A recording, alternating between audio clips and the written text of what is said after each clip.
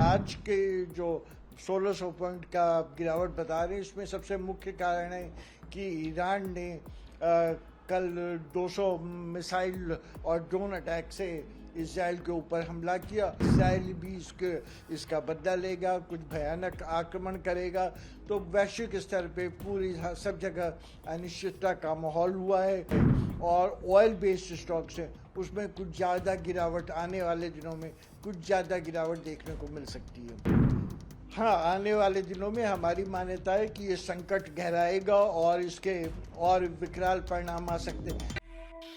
Hezbollah chief Nasrallah की मौत के बाद से ईरान बदले की आग में जल रहा है और ईरान से बदला लेने की कस्में खा चुका है। वहीं बीते 1 अक्टूबर को देर रात इजराइल पर ईरान ने भीषण हमला किया था, जिसके बाद से पूरे विश्व में तनाव की स्थिति पैदा हो गई है। ईरान ने इजराइल पर बैलिस्टिक मिसाइलों की बौछार कर दी। ईरानी सेना के हमले के बाद से इजराइल में दहशत फैल गई है।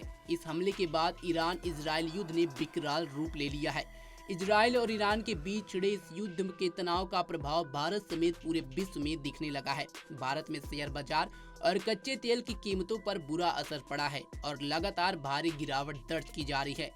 इन्फोमेरिक्स के मुख्य अर्थशास्त्री मनोरंजन शर्मा ने भारत पर पड़ रहे युद्ध के दुष्प्रभाव को लेकर के बड़ा बयान दिया है और उन्होंने कहा है कि इसका आने वाले समय में भारत के लिए बहुत बुरा परिणाम देखने को मिल सकता है।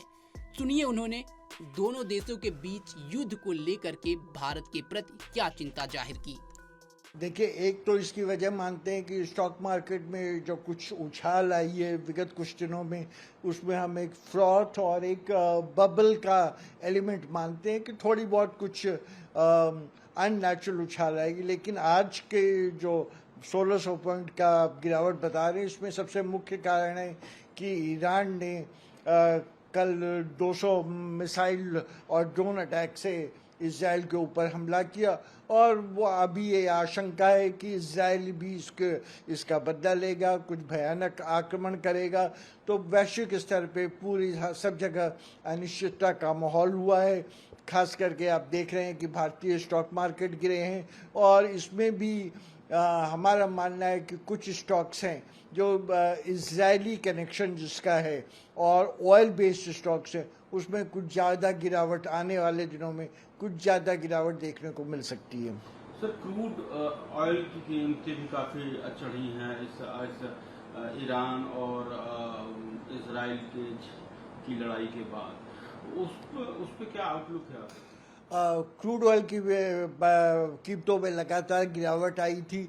अभी आप वर्तमान स्थिति देखेंगे तो कल परसों का जो स्तर था रफली करीबन $72 पर बैरल था। अभी जो अनिश्चितता का लग रहा है, इससे यह आशंका है कि ये बहुत तेजी से ऊपर बढ़ सकता है और $80 प्रति बैरल या उससे भी ज़्यादा जा सकता है। इसकी 2-3 मुख्य वजह हैं।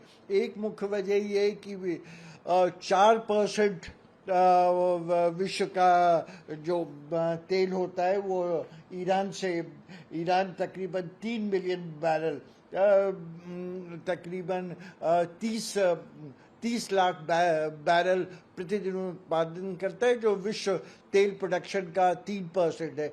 लेकिन जो पर्शियन गल्फ है, जो पर्शियन खाड़ी है, उससे विश्व का तकरीबन 20% तेल उससे गुजरता है और भारत हम लोग जो तेल इंपोर्ट करते हैं उसका 60% तेल ये पर्शियन गल्फ से, जिसको हम टेक्निकली स्ट्रेट ऑफ हॉर्मुज बोलते हैं, तो स्ट्रेट ऑफ हॉर्मुज से विश्व व्यापार का 20% तेल गुजरता है, भारत को आने वाला 60% तेल। तो ये बहुत बड़े आंकड़े हैं। इससे भारत में विश्व में काफ़ी अनिश्चितता का संकट की आशंका बढ़ी है और सबको आने वाले दिनों में बहुत सोच समझकर कदम उठाना पड़ेगा।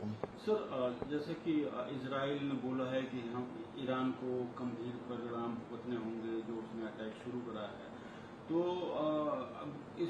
क्या लगता है कि ये समस्या और बढ़ने वाली है, इकोनॉमिक संकट और खासकर इंडिया के सामने भी बढ़ने वाले, क्योंकि एक तरफ तो क्रूड की प्राइसेस बढ़ेंगी और दूसरा जो है शेयर बाजार और आर्थिक मोर्चे पे जो है इसका असर देखने को मिलेगा।